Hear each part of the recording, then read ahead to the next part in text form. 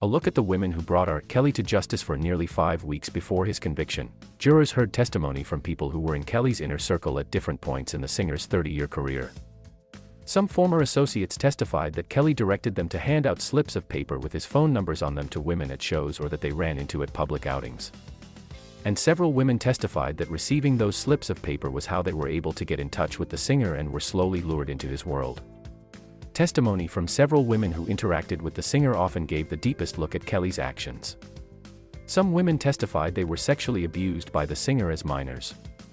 Others said that they were required to ask for permission to leave rooms, even to use the restroom or get food. Kelly pleaded not guilty to all charges against him and did not testify in his own defense.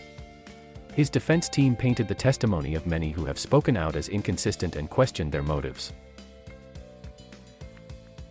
The survivors and women who told their stories. The effort to hold Kelly responsible for his actions began decades before his Brooklyn federal trial this summer, in a 1996 case that was reportedly settled out of court. He faced child pornography charges at a state trial in Chicago in 2008, where he was acquitted. Lisa Van Allen testified in Kelly's 2008 Chicago trial. After Kelly was found guilty on Monday, 13 years later, she told ABC's Good Morning America, the verdict was what I was looking for back in 2008. I believe that the difference is this time is that there is power in numbers. Faith testified about threats she faced after speaking publicly about her experiences with Kelly. She said she was in a New York City theater that was evacuated as the Lifetime series Surviving R. Kelly was about to premiere. She also said she was threatened with the release of explicit photos of her after filing a lawsuit against the singer. The first witness to testify in the trial, Jahonda Pace, said in an Instagram post after Kelly's conviction that she was trolled for speaking out about abuse by Kelly. She testified that Kelly sexually abused her when she was 16 and once choked her until she passed out. Kennick said the singer denied ever having a sexual relationship with her and called her a stalker in his closing arguments. People called me a liar and said I had no proof, Pace said. Some even said I was speaking out for money. Speaking out about abuse is not easy, especially when your abuser is high profile. Hazel Clary, who testified under the pseudonym Jane at Kelly's trial, spoke to CBS's Gayle King on Thursday about how difficult it was to testify against Kelly. It was very disturbing to have to relive those moments, Clary told King. A piece of me was happy because I felt like this person no longer has control over me. You don't tell me what to do and what to wear and where to go and how long to be in a room anymore. Clary told jurors that she met Kelly when she was 17 years old, that he sexually abused her and often kept her confined in rooms and on a tour bus. Initially, she defended Kelly after his arrest but testified that it took her several months before she was able to recognize that she was being abused and leave the singer. We wanted people to stop claiming they could separate the man from the music. We wanted to provide a global platform for survivors, activists and those who have been silenced for decades to feel seen and heard, Barnes wrote. We wanted accountability.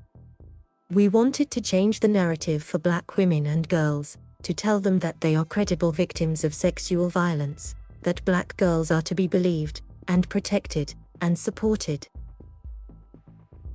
Dream Hampton, who was an executive producer for the Surviving R. Kelly documentary, and helped shine a light on multiple women's claims of abuse, wrote about how difficult it was for survivors to sit down and publicly share what happened to them.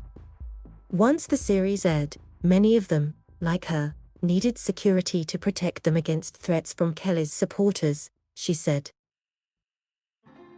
Hampton said it is now time to focus on the safety and future of survivors and called for a fund to help Kelly's survivors pay for mental health care. After Kelly's defense team repeatedly attacked many of the female accusers during the singer's trial, questioning why some waited so long to report abuse to authorities, prosecutor Nadia Shahata described how difficult it was for many of them to take the stand. Some put on a strong facade but eventually broke down. Some got frustrated and upset. Many of them were ashamed and embarrassed, Shihata said. It was often difficult testimony to listen to. But, you know what? As difficult as it was for all of us to hear, it was far worse for them to experience and relive. Kelly has denied the allegations. The prosecutor's office's case against Kelly was led by Assistant U.S. Attorney Elizabeth Geddes, chief of the Civil Rights Section of the Criminal Division. Geddes spent much of her 15 years with the Brooklyn Federal Prosecutor's Office working on complex organized crime cases, including multiple mob-related cases, spokesman John Marzulli said. Shihata, chief of the Organized Crime and Gangs section at the office, previously worked as a war crimes prosecutor in The Hague. She also led an investigation into the sexual abuse of female inmates at the federal detention facility in Brooklyn that resulted in convictions of former high-ranking officers from the prison, Marzulli said.